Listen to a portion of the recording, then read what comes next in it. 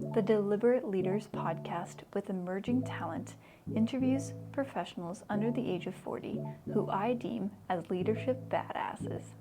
My name is Anna Teely, and I am the host for this podcast and the leadership coach here at Deliberate Directions. Let me introduce to you this week's talent. Hi, Izzy. Welcome to the podcast. Hi, thanks for having me. Absolutely. So you were the Deliberate Directions student intern for this past semester, and we enjoyed you so much that I invited you to come to this podcast and share some of your invites. So thank you. Thank you. So as a student, what is your biggest opportunity for growth that you face? I would say right now, the biggest opportunity for growth that I face is not graduating college yet. I feel like once I graduate college, I'll really be able to enter into the workforce and dabble around more with what I want, but it also coincides with right now, I'm just trying to discover what meaningful work is for me. And I'm on that journey right now. I feel like a lot of college students face this, especially right before they graduate for college. They kind of sit around and think to themselves, I know I majored in this, but what do I really want to do? What is meaningful to me? And that's kind of what I'm dealing with right now. And I'm just working on a lot of introspection, trying to find my purpose and what challenges me, and also what is the most fulfilling to me right now. Yeah, and that's interesting because you came from biology and then moved into marketing, and then this was your Hmm. first exposure kind of to marketing, and so kind of we set the tone for if that's something you want to pursue or the different avenues of it. Yeah, definitely. Yeah, that's cool. What are 2 to 3 attributes that you assign to a leader? To a good leader, I would say they have really effective communication amongst their team or employees. That's really important to me. I've had some leaders in the past who don't effectively communicate, and it not only leaves the leader themselves confused on why the tasks they thought they communicated aren't being completed, and it leaves the team in a state of confusion as well because they are unclear on what they need to be doing or where they need to be going on a certain project or event.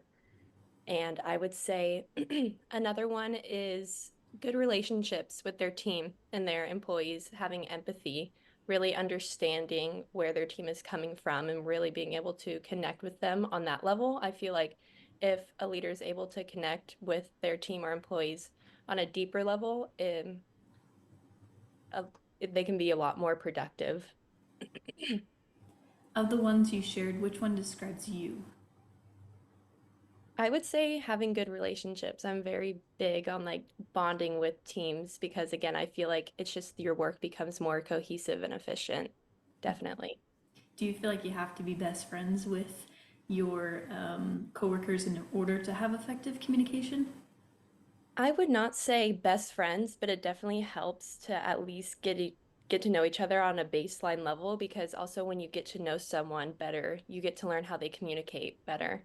And so having that deeper relationship allows you to have more effective communication and better outputs at work. So now that you've given us an idea of the ideal leader, what are 2 to 3 attributes that represent a bad one? I would start off with bad communication, kind of wrapping it around. I've had some leaders that are very bad at communicating. They will touch base with you one week, and then 2 weeks later, you'll be still left wondering, like, what kind of happened? Why haven't they touched base again on the topic we discussed earlier? There's a few of my bosses that I've had that are really bad at communicating, and it makes it really hard to understand what you're doing as an employee. Also, if the work you are doing is good enough to their expectations because they don't communicate anything very properly. And another one I would say is a micromanager. Okay. Kind of a boss that is too controlling on what you do and the tasks that they delegate to you. I believe that there's definitely a balance, and having effective communication and allowing them to do the work themselves and grow as a person and as an employee is really important. But when they micromanage, you're not really able to step out in your own and really learn from your experiences and your learning process because they're wrangling you so tight that you really have no room to express yourself or figure out what you're good at or what you want to do. A balance of how much to communicate versus not. Exactly. It sounds like you wouldn't say it's your responsibility as the employee to check in with the leader. It's the leader's responsibility to make sure they touch base with you. I would say definitely goes both ways, but it's always great when that leader, especially when you're new onto a team, first initiates those check-ins and kind of makes you feel more in place and more comfortable. It is a mutual balance of going back and forth of both needing to check in, definitely, but I feel like a good leader will initiate that and guide their team members into doing what they think would be best for the team. How does knowing these attributes, both good and bad, influence your own leadership style? Ooh, it highly influences my leadership style. I feel like being an athlete for so many years, I've had many different coaches, and now going into my internships, I'm starting to get a bunch of different bosses and seeing what I like and don't like, I'm able to apply that to myself. So, some attributes that I like, I really make sure that I hone into whenever I'm in a leadership position and really delegate properly, communicate well, have good and effective relationships and the things that I don't like, I know not to take in because I don't respond to them well. I've seen other people not respond to them well. So, in order to really have a cohesive team, I feel like it's best to mirror the attributes that you think work best and then move from there to see how your team might respond to those. Because, again, everybody's not the same, but at least you go in with good intentions, good morals. I feel like the outcome could be the best for you. Yeah, I like that you said like figure out what resonates with you best and then from there decide how other people will receive it best. Yeah, exactly. Because not everyone's the same. People like being coached or led differently. So that's just why, again, having good relationships with your team is very important. So you know how they are best led with what attributes you have. So the coach that you had told me about that was kind of like really bad in football that made you want to quit. Um, so you have a bad leader, but you really love the sport. You decided that it wasn't worth it, so you walked away from that. Um, is that, would you say that's best practice? Best practice. To like, you're not a good leader, I've given you plenty of chances, I'm gonna walk away and find something else? Or is your style to like adapt and hopefully change to be the leader so that that person stops having the influence?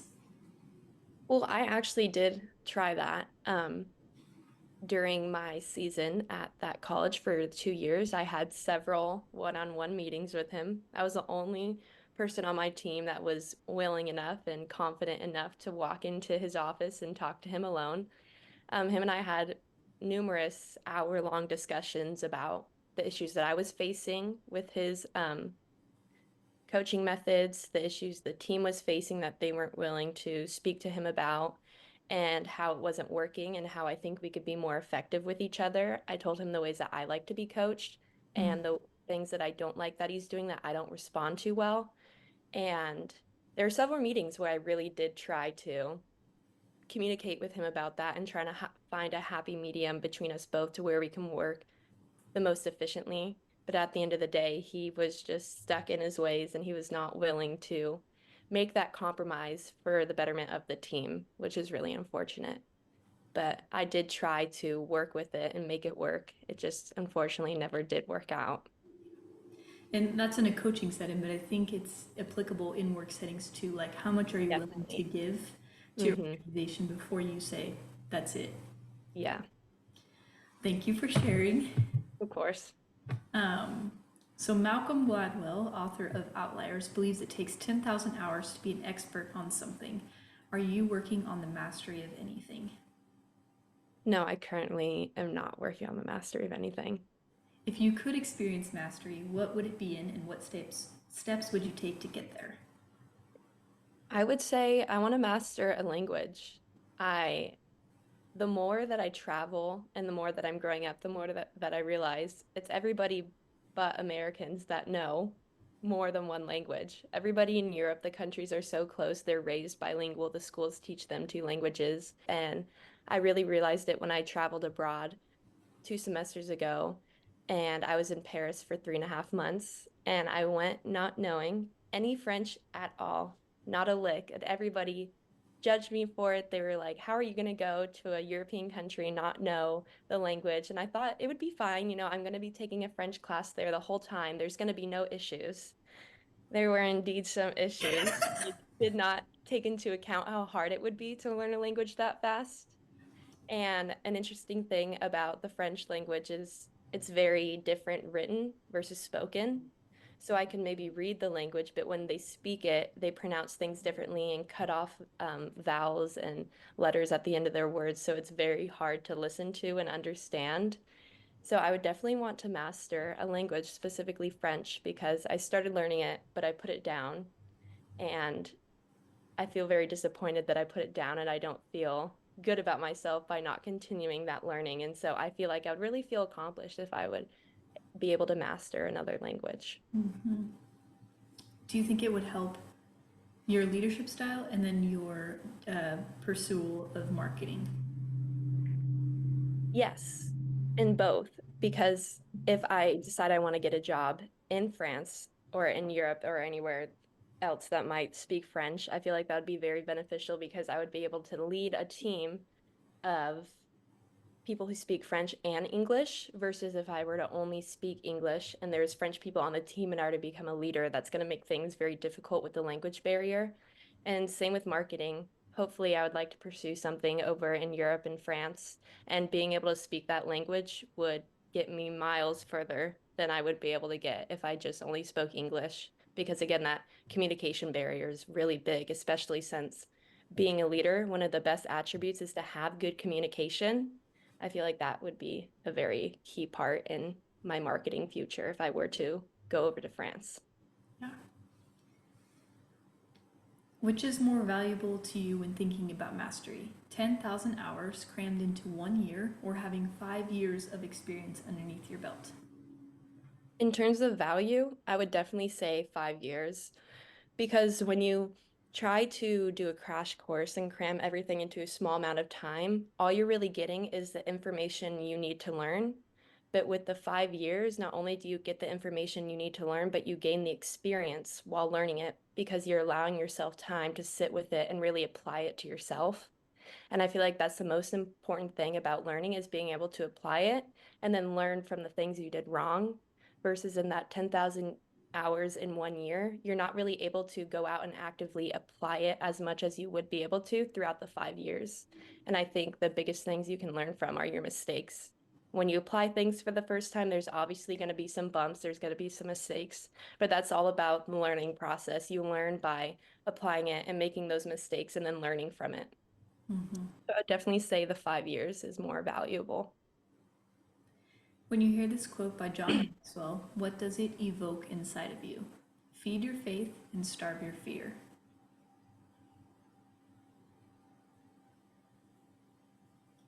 It makes me think to, I'll start off with the first part to feed your faith, to kind of feed and give energy to the things that are giving you that push and that hope and that motivation to do whatever you want to do, to really hone in on those positive voices that you have in your head that are encouraging you to do things and that are pushing you to achieve the thing you want to achieve.